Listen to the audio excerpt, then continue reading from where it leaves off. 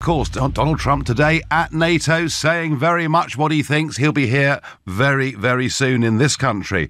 And we'll talk a bit about that tonight. But I have to say, last night, the callers that I got onto this show, I have never heard so many people that angry about anything in British politics as what many of them see as a betrayal of the Brexit referendum and indeed of Mrs May's manifesto by that Chequers agreement that was reached last Friday. Lots of very strong adjectives being used. But it's not just here at LBC we're getting this, because today the Daily Telegraph find themselves right in the middle of the great Brexit debate. An article that appeared in their newspaper this morning, written by Christopher Howes, who is their letters editor, explained that the paper has received a storm of letters from angry readers who feel Mrs May has betrayed them.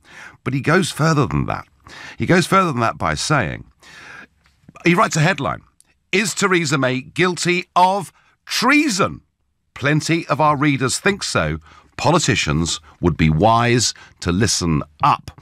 Now, the Telegraph does not endorse the use of the word treason, but the Telegraph understands why people have such strong emotions over the Chequers agreement. Now, unsurprisingly, they're coming under considerable attack for even writing the article. They're coming under attack for even reporting how Middle England is feeling about the Chequers deal. Lord Adonis, one of the key Remainers-in-Chief, says this is disgraceful and the Telegraph should delete it immediately. And many other commentators, you are guilty of gross hyperbole. That many commentators on the left, many pro-EU commentators condemning the Telegraph from even writing it, but others noticing this trend. Quentin Letts, writing in the rival Daily Mail, says Tory supporters are not naturally troublesome people.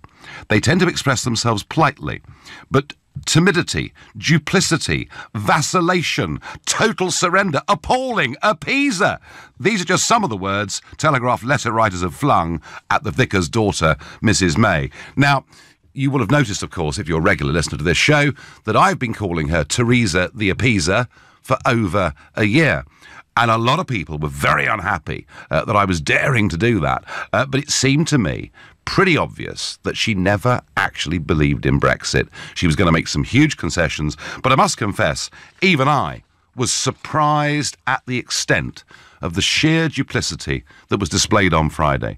I mean, to come up with a deal, keeping us inside the customs union, making our laws identical to that of Brussels, going totally against what our own manifesto had said, what the Brexit vote had said, and then looking into the cameras and saying, we're going to take back control of our laws, our borders and our money. I mean, I found the whole thing quite extraordinary. So, I want to know from you, do you feel Mrs May is guilty of treason?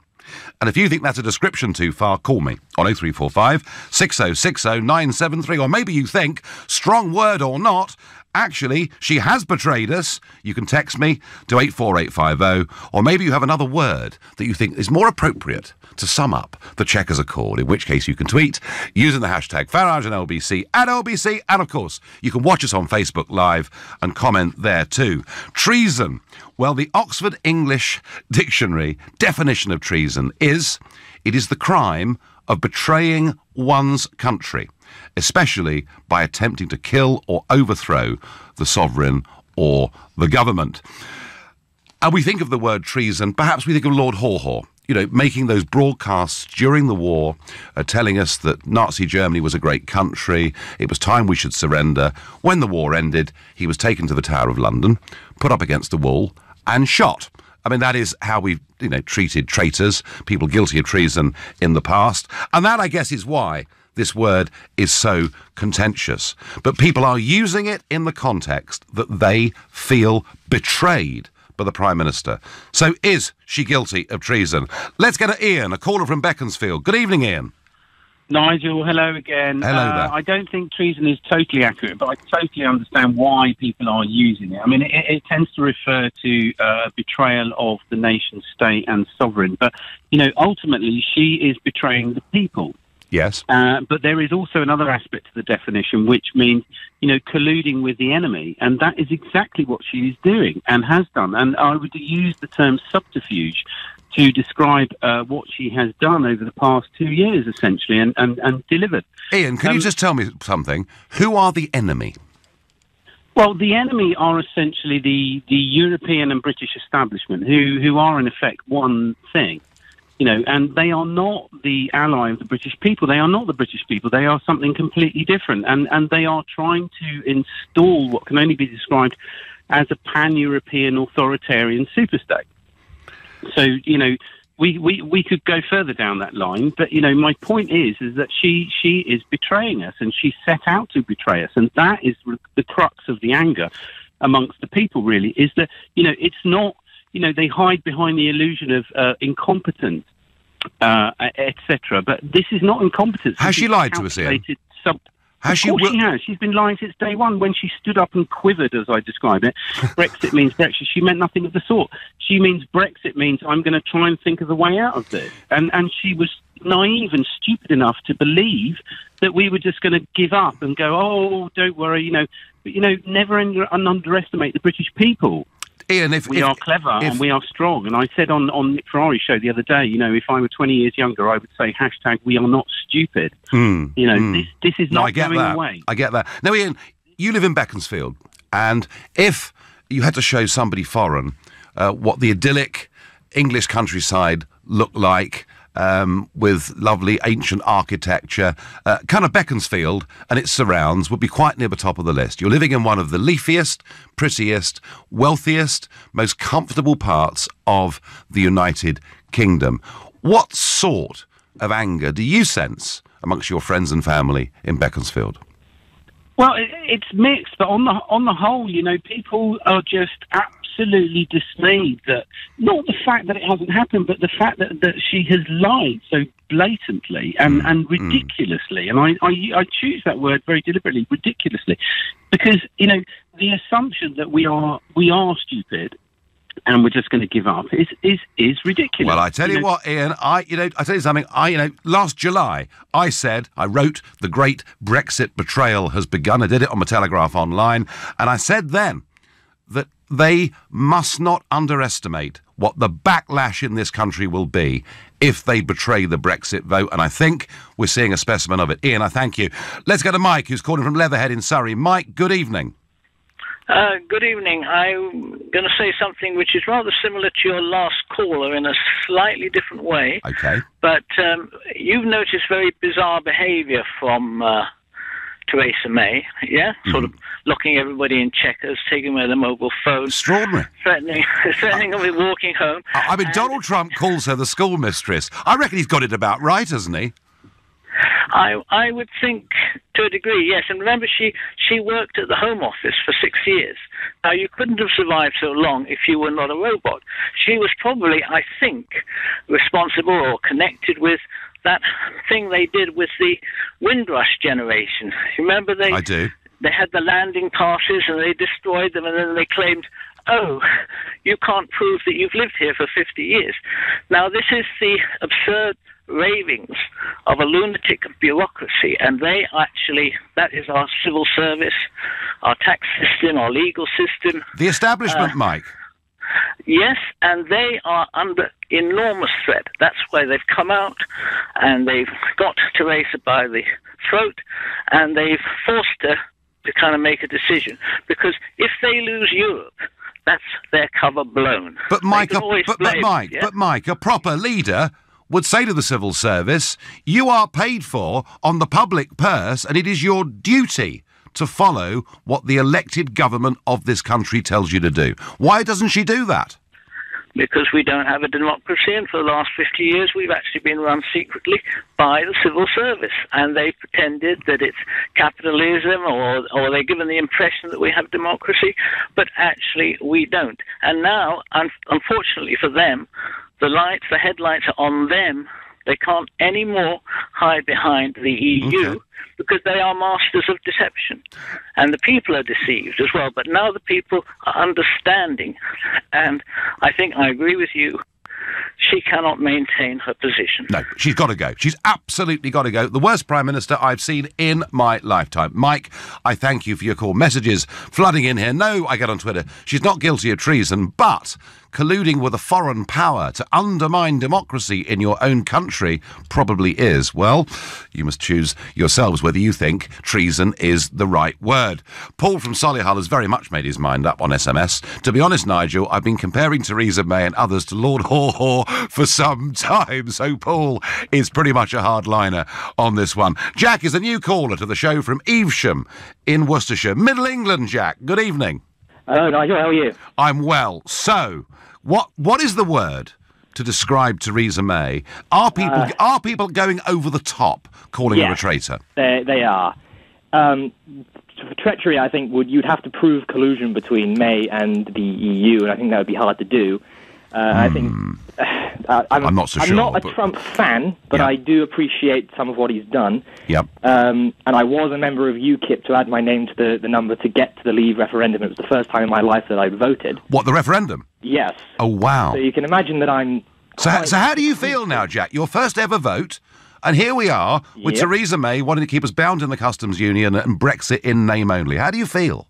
Well, first I want to say thanks to you for... getting the referendum. Well, that's sweet of you. I'm grateful that I got to be a part of getting to that point. Mm-hmm. And now, I'm angry. I don't like saying that because I'm from my generation is quite left-leaning, so to speak, and I'm a centrist. But by their standards, I'm far right. Of my course. best mates, one of my best mates is a guy called Shohab. Mm-hmm. So it gets to the point where, anyway, back on track. Theresa May, I don't think she's colluding. She mucked up the general election, maybe somewhat purposefully to sort of weaken her majority, trying to hamstring herself so she had an excuse for why she couldn't get the Brexit done properly. That's a bit conspiratorial, Jack. The whole dementia thing, the bringing back fox hunting, things that people might agree or disagree with, but were unpopular overall and made her unpalatable to swing votes. And I think that scuppered her. Jack, tell me something. Mm-hmm. What is the one word that you would use Is Mrs. May guilty of treason? Gosh, it's a strong word, but the Daily Telegraph are getting lots and lots of their readers writing in and saying that. They feel that she has betrayed the nation, and that is akin to treason. Not many of you ringing up and being complimentary about her. If you want to, we believe in free speech. 0345 6060 973. Come on and tell me why she's such a fantastic Prime Minister. Now, Donald Trump is in Brussels. He's been at NATO. Here he was speaking earlier today.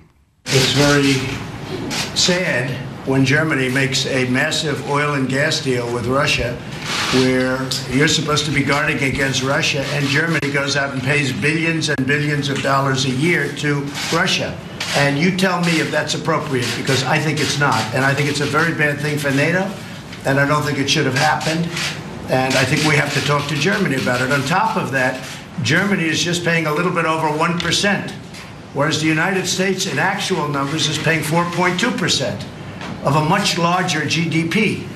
So I think that's inappropriate also. You know, we're protecting Germany, we're protecting France, we're protecting everybody, and yet we're paying a lot of money to protect. Now, this has been going on for decades. This has been brought up by other presidents, but other presidents never did anything about it because I don't think they understood it, or they just didn't want to get involved. Well, there's Trump saying it as it is. And, of course, the former German Chancellor, Gerhard Schröder, left office and went straight to work for, yes, you've guessed it, a Russian gas company. 60% of Germany's energy comes from Russian gas, in contrast to France, where 60% of their energy comes from their own nuclear stations. So Trump pointing out, as he sees it, German hypocrisy. But the bigger, broader point about people not paying their way in NATO. On that, I believe he is absolutely right. He tweeted after that speech, "What good is NATO if Germany is paying Russia billions of dollars for gas and energy? Why are there only 5 out of 29 countries that have met their commitment? The US is paying for Europe's protection, then loses billions on trade.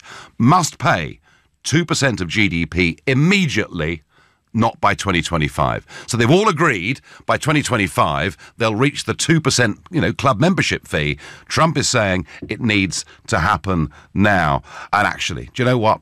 an awful lot of European countries, frankly, are freeloading off the Americans. My disappointment is that this was the opportunity today for Theresa May to prove she's a proper stateswoman.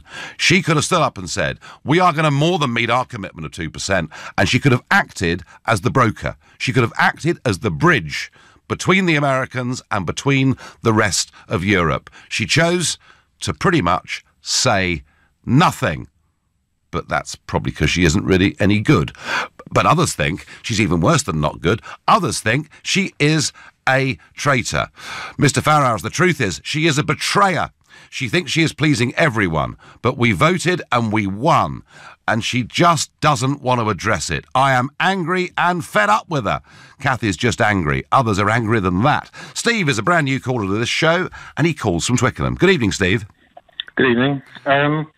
So, no, I don't believe that she's guilty of treason at all. I do believe that she's guilty of incompetence, but I think that's where you and I part company. Right. Because what solution would you proffer for the fact that our manufacturing industries, particularly automotive and aerospace, rely for their components? 60% of their components come from the EU. They run just-in-time manufacturing processes.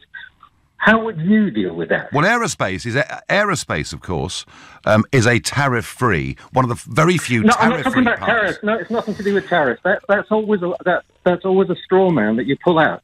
Nothing to do with tariffs because they would only be 3%. Steve, just-in-time process. There are two debates here, right? One is the debate that you're making, which is the argument of the CBI. It's the argument of many of the big businesses.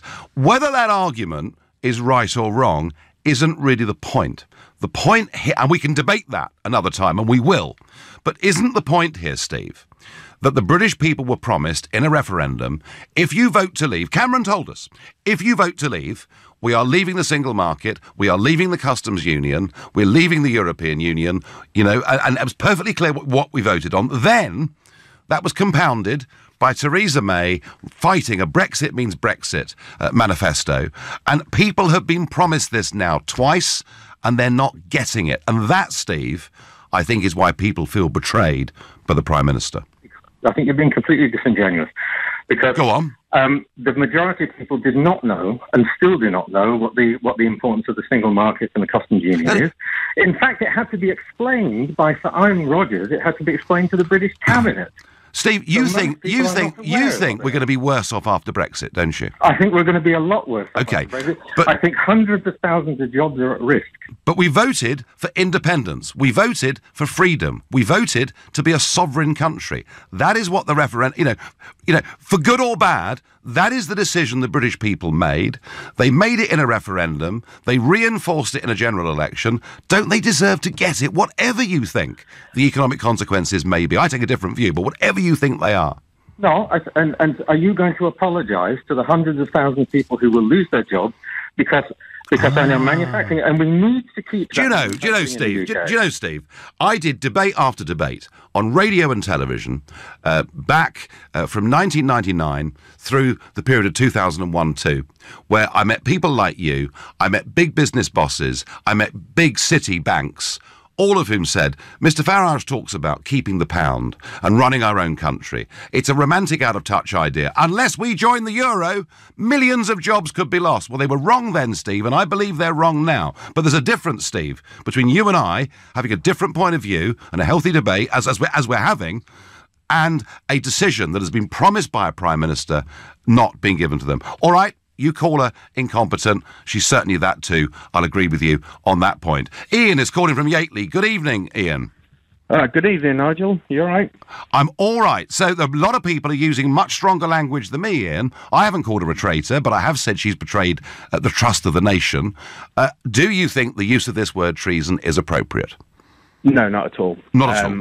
No, when it filters down through the press and then through to the grassroots, they're going to use that to fuel it. I think we're at a very, very, very dangerous point in our politics. I think it's very historical.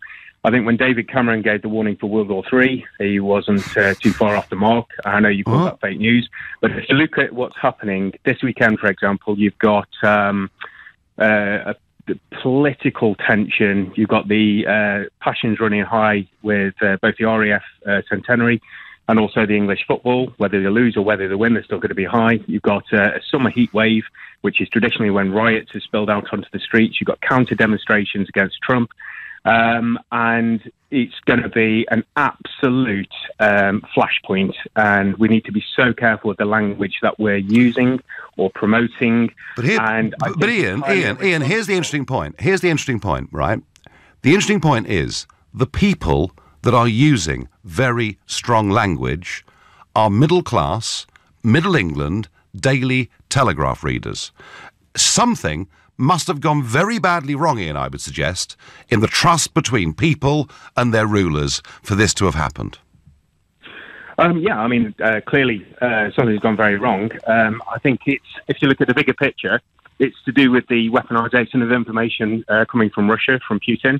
And I think it's been, I wouldn't use the word collusion, I think that's a bit strong, but I think parties who have all had aligned interests. So Putin's objective overall is to destabilise Europe, destroy NATO, destroy the EU, create chaos, and then roll west. Well, I think Mr. Juncker's destroying NATO by telling people that they only need to pay 1% and they can join a European army. So I think he's having more effect there. But if there is collusion, Ian, and there's no evidence of any significant input from Putin or Russia in the British referendum or indeed the American election. There's none. There's a whole raft of conspiracy theorists out there, but there's none.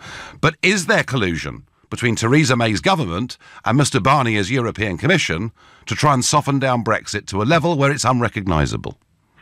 No, I don't think so. I think it's part and parcel of being next door to Europe. We've been next door to Europe thousands of years. So would you overturn the referendum result?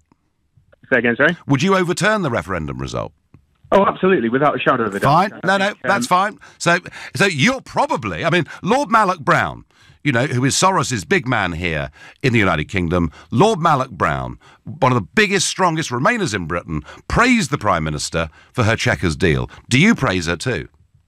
Oh, absolutely, of course I do. She's a hero. She's got everyone attacking her, including you, and I think it's highly irresponsible. I think you personally are going to take a lot of responsibility for the potential ensuing flashpoint, which will happen over the weekend. And it, Nigel. No, I don't know it, Ian. There isn't going to be a flashpoint, but there is a lot of anger out there. I will agree with you on that. There is a big division that is opening up in this country, and it's very powerful stuff. Edward says, Jacob Rees-Mogg, your time has come. Think of Britain. Scotty thinks that Brexit itself is treason. Oh, Scotty, please,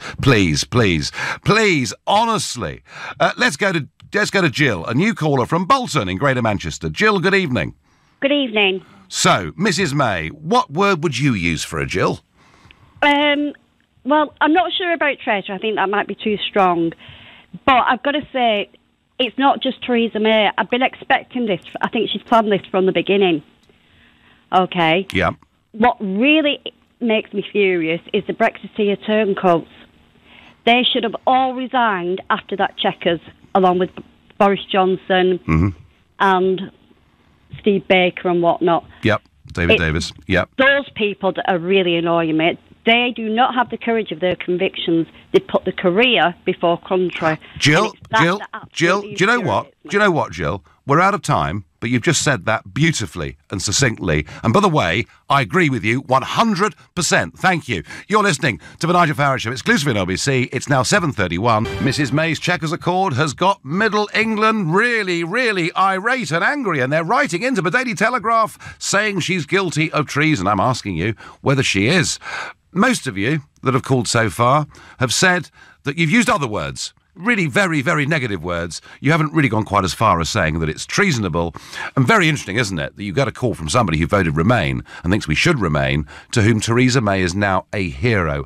I do not believe, if she stays as Prime Minister, that Brexit will happen properly, or that the Conservative Party will survive as a party. It seems to me to be pretty impossible. Now, this government, as you know, are in trouble.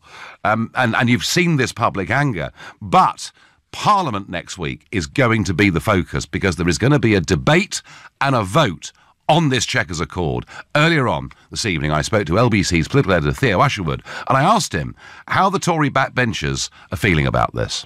Very, very nervous, because they have been listening to their constituents, they've been taking soundings, and they are worried that this so-called Chequers Accord is going down very badly with the grassroots. And they want to make sure, Nigel, that the bottom does not fall out of Theresa May's vote. Tory is currently polling at around 42%, and they're worried that because this has gone down so badly with their grassroots, you have to remember 70% of Conservative voters would rather we leave with no deal than a bad deal. That if this continues, and if the trend is that the Tories continue to do badly in the polls, as we've seen early indications show, then will they be ready to act? So what is the next stage of this process? Tomorrow we're going to have the white paper, and that's going to be published early morning. Well, certainly before lunchtime, we'll get the full details, and then we'll get the reaction. And that is going to set out the course of action the government wants to take in the negotiations over the summer for the terms on which Britain leaves. It's in effect going to formalise what happened at Chequers last week. Now, of course, that's going to be up for negotiation over the summer. MPs go on holiday, but the officials start to work between, those are officials both here in London and in Brussels. And the fear from Conservative MPs is that the British contingent are going to get beaten down at every turn. One area they could lose, of course, is we've said we want to remain in a customs area for goods. But in actual fact, will that, when push comes to shove, will that also include services? And that's the line that Emily Thornberry went on at Prime Minister's Questions today. So that when they come back after the summer recess, we end up with a deal that looks actually, from Britain's point of view, much worse than what Prime Minister presented after the Chequers plan, as the Chequers plan. And then there's a second piece of legislation. On Tuesday, the government has got to put the remaining stages of the trade bill through the House of Commons. And Jacob Rees-Mogg, along with Priti Patel, Marcus Fish, Bernard Jenkin, have tabled an amendment which would in effect bring an end to the Chequers proposal. And what that amendment does, they've put 4 amendments, but the key one would prevent Britain from collecting tariffs on behalf of the European Union, and it would prevent the European Union from collecting tariffs on behalf of Britain. Now, which is the deal that Theresa May got the Cabinet to agree to at Chequers on Friday. So let's suppose that this amendment, the government can't win on an area like this, the Chequers agreement doesn't have the support of Parliament, what next? All over to Labour. So if Labour, there's we think, around 50 to 60 Conservative rebels who would support this amendment. And there may be more after another weekend of looking at what's happening in the polls, MPs speaking to their constituents. That number is only, the thinking is it will only go up. Now, what does Labour do?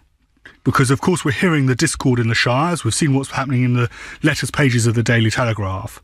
But what happens when people start getting angry in Barnsley, in Burnley, in Blackburn, in Labour heartlands in the north of England, in the Midlands? Jeremy Corbyn understands this. His team understand this. They were very successful at wooing back traditional Labour voters from UKIP in particular during the last election. So they understand the danger here. And so would they be tempted to vote with those Brexiteers, because it also has the added bonus of potentially bringing down the government, but not being seen to prevent or frustrate Brexit. And that's what Jeremy Corbyn's team have to marry up. If they're going to bring down the government, they have to do it without being seen to frustrate or prevent Brexit. And this presents them with a perfect opportunity. But of course, there are moderates within the party who may well rebel against Jeremy Corbyn. And I understand that's exactly the calculation that's being made right at this moment. Well, Theo Asherwood laying it out there. Next Tuesday, big debate, big vote in the House of Commons. If Labour decide to throw themselves on the same way as Jacob Rees-Mogg and the government lose, I just don't see how she can survive. I mean, I don't think she could survive anyway, personally, but I could, of course, be wrong. But is she actually a traitor? And I get on Twitter, she is as guilty as Major and Brown of selling us down the river. I love your radio show, listening from Boston, Massachusetts. That's very kind of you, Vivian, thank you. This one's very clear. We voted for independence, control of our own affairs, for better or worse. I know the public mood. I was on the streets campaigning. And someone here, Bones on Twitter, says, Nigel, you want NATO to fail and you don't want an EU defence group. Just come out and say it. You want Putin to rule over you. Oh, please grow up. I want NATO to be strong and I want us to be a major player in it. I want us to be the bridge between America and Europe. And I do believe that Donald Trump's current criticisms of NATO are absolutely right. And I wish our Prime Minister had stood up and said that today. I really, genuinely do. Donna is my next caller from Sherborne in Dorset, and she's a new caller to this show. Welcome, Donna. Hello, good evening. I think she's guilty of treachery. You do? Yeah, I certainly do. Her position in this country is not president, she's prime minister. Mm-hmm. She is, within the cabinet, she's classed as first among equals. The cabinet are not inferior to her, she's their leader. Now, she colluded with the civil servants secretly behind the rest of the cabinet's back to get this proposal drafted. They didn't even know it was being prepared. Wow. And she then trotted off to Germany to talk to a foreign leader, Angela Merkel, and to run it past her. I think that's the best interpretation you can put on it, or possibly get her approval. Yes. And that was before her own cabinet even knew this policy existed. She then called the summit at Chequers, where she effectively tried to bounce them into supporting it with all sorts of threats. I'm just absolutely outraged by it. Donna, you are Sherborne, you're absolutely out there in rural England. Donna, you feel enraged about it. You think she is guilty of treachery. Tell me something. How do your friends and family down in Dorset feel about what she's done? Well, the people that I know who are also on the Brexit side of the argument with me, I haven't met anybody who isn't incandescent with rage over this. It's beyond angry. Do you know, Donna, I honestly don't think they get this. I don't think they get this in London. I was chatting with Ed Miliband earlier, and I was saying you may be seeing people in the shires, Tory voters who are angry. I said, don't underestimate how Labour voters are going to feel, too, in the Midlands and the North. Donna, does London feel like a different country sometimes, living in Dorset? Oh, absolutely. I mean, I've only lived in Dorset for 18 months. I was in Surrey before that, and obviously I worked in London for a long while. London has changed an awful lot in the last 20, 30 years. We all know that. Yeah. But yes, the whole of the establishment, and I use that word to cover an awful lot of areas, big business, government, the civil service, broadcast media, they have absolutely no idea how life goes on in the regions, and they don't want to know. No, Donna, they really don't want to know. Donna, your passion is extraordinary. You've argued your case very, very well, and I have to say, the point you make, that she effectively went to the German Chancellor to get permission before presenting this to the Cabinet, it says an awful lot. Thank you very much for your call. And yeah, the White Paper is out tomorrow, but it's not the White Paper David Davis wanted to put out. It's the White Paper that Ollie Robbins, the Civil Service, wanted to put out, and Mrs May chose to side with Ollie Robbins and not David Davis, and that is why David Davis absolutely had to resign, because she'd frankly made a fool of him because he believed in Brexit. May is not a traitor. Blair was a traitor.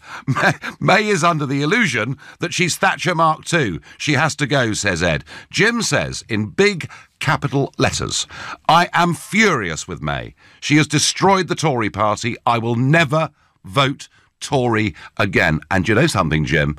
I think they're in for a very big shock. When we see the opinion polls published in the Sunday newspapers, I think for the Tory party, it's going to be through the floor.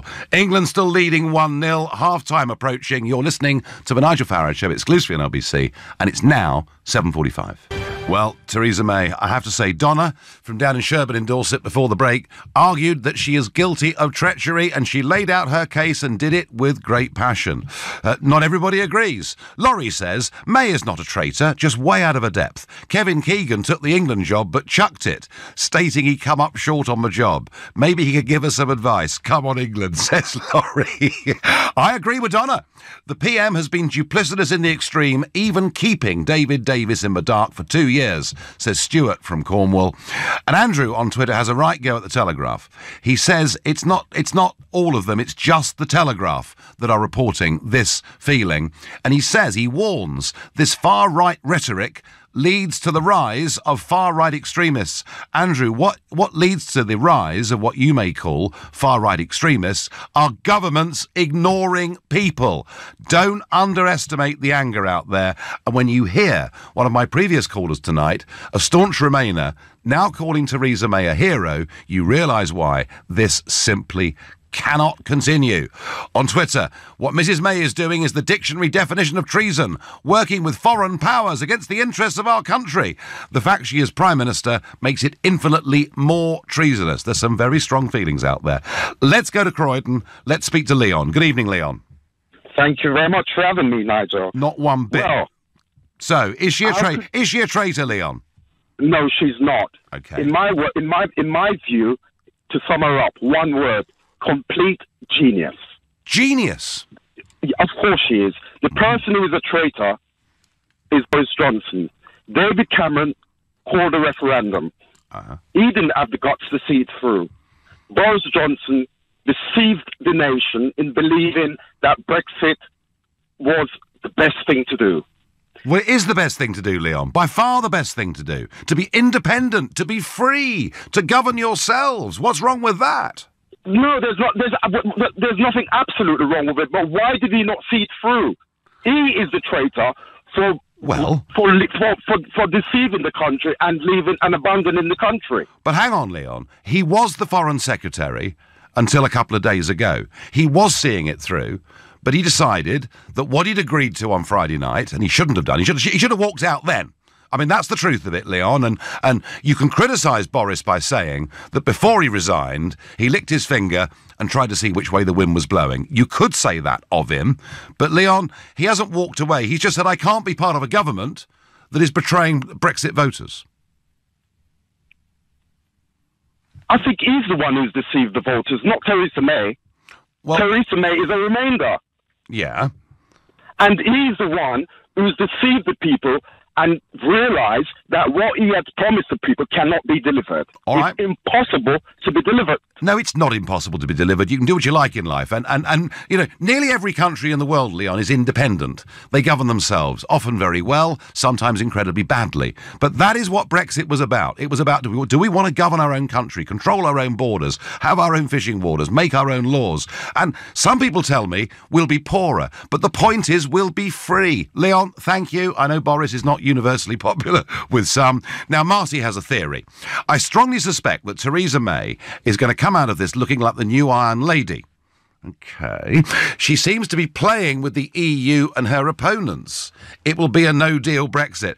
Marty on Facebook, it's a fascinating idea, but it's wrong. I just don't believe a word of it, I'm afraid. Edwina on Facebook says, Brussels will push her into a corner. We have not even started negotiations, but she's given away so much already. She has no place to go now. WTO, the only way. Well, do you know what, Edwina?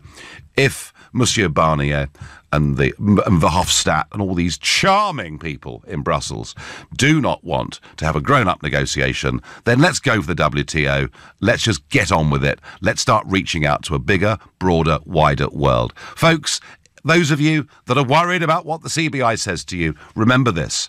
Only 15% of the global economy is part of the Eurozone. There's a big, big world out there. George is calling from Northolt, a new caller to my show. George, good evening. Good evening, Nigel. So, Mrs May, tough things being said. What would you call her? I'd call her a floating log. She just goes with the stream wherever it leads. Right, okay. So the real traitors are the MPs who represent constituencies who voted to leave. Yes, and there are lots of them. Representing their people. And their people should demand that they represent them, or the MP should just simply step down if he has a conscience and say, I can't agree with you. Simple as that. Yeah, there's about 250 constituencies, George, that voted to leave, that have members of Parliament that really don't want us to leave. So they're the ones that you're targeting. Yes. And, of course, the opposite way around. If the MPs who are voting to leave and the constituencies vote to remain, they should resign as well. That is true democracy. What's at risk here is democracy in general. What? If you're a Remainer, if you're a Leaver, it doesn't matter anymore. What matters is even if you're a Remainer and you overturn the decision, you overturned democracy. That's a fact. Yeah, I mean, the anger out there, George, and I've been sort of toying with this, on this show for 2 or 3 months. Are people getting angry, or are they so disaffected that they may just give up with the whole democratic process, believing it to be a complete waste of time? Well, if they had the conviction to vote the way they did, they should have the conviction to vote again the way they did before. I think, Nigel, one of your callers earlier on said, blamed you for a lot of things. Of course. I blame you for where we are today because you left. Well, if you stayed, George, I had no role. I had no role. I offered my services; they weren't wanted, so I continued as leader of a group in the European Parliament. I mean, I haven't exactly retired to the coast and sit there smoking a pipe all day. I'm still pretty busy. I'm still pretty active. If they'd wanted me to play any part in this process, I'd have been happy to help. They didn't. Well, you can. Yeah, you can. There was a debate the other day where it should be a people's vote, and some. I'm not going I'll go bleep because of what I'd like to say to him. He said we should have a people's vote, accept the deal, or stay in. It was actually on the Sheila Fogarty show. And I was about to ring, and she said, why don't we have a people's vote? Well, with 3 options, not 2. Leave, Brexit, as it is, out, cliff fall, whatever the case may be. Or accept the Chequers deal, or remain. I think that's a good idea. Let the people decide. Well, the people on one proviso. On one proviso. If we lose, leavers lose, it's 1-1. 1-1, and we go. And so, would we then go to extra time or penalties immediately? Which of those would we do? Do you think? And whatever that referendum, the third referendum. No, George, please. I'm going to quote Brenda from Bristol. Oh, not another one. I don't think there's any appetite genuinely for a second referendum. I think people would feel really angry. George, I thank you. I've got time for one last quick caller. Jeremy, a new caller from Bournemouth in Dorset. Good evening, Jeremy. Nigel, nice to talk to you, Nigel. Pleasure to have you on. So, is this language a bit strong, or is it appropriate? I think it's puerile and inappropriate, Nigel. But I don't want to get hung up over this, this particular issue. It's a distraction. It's a distraction from the main issue, which is how do we negotiate our exit from the EU? And forgive me for saying this, but I think the only way we can do that is by campaigning for English sovereign independence from the United Kingdom. Because if we succeeded in doing that, if we had a referendum on English independence, and if it succeeded, we'd be out of the EU just like that. Well, because it's Britain that's part of the EU. Well, hang on a second, Jeremy. Wales voted by a bigger margin to leave than the overall UK result, so the Welsh are very much leavers, and I'm not so sure about Scotland either now. I think a lot of the things the Scots were told, they're now beginning to reconsider. But certainly, if England was a separate nation from the rest of the EU, Brexit would be simpler. But Jeremy, if the word treason is too great, what word would you describe the Chequers Accord, given the promises that Theresa May had made to the people? Let's get real here. The politicians have always misled the electorate, have even betrayed them. It's just par for the course. It goes with the territory. Well, but this time, Jeremy, people aren't putting up with it, are they? Said about what Theresa has done. I don't see anything particularly unusual about it, and anybody looking at her track record over the last couple of years, anybody with any common sense would have been able to predict what she's doing. Because she did it at the Home Office. Jeremy, I thank you for your call. On Twitter, in regards to Mrs May's Brexit plan, and as an ordinary person, I feel so angry right now. Cheated, deceived, betrayed, double-crossed, misled, lied to, irate, fuming, incensed and infuriated. Joe, calm down, have a glass of something, but I tell you what, Westminster, you've no idea how angry the country is. I'll be back tomorrow night at 7 o'clock. At 10 tonight, it's Ian Collins, but up next, it's Clive Bull. Nigel, thank you.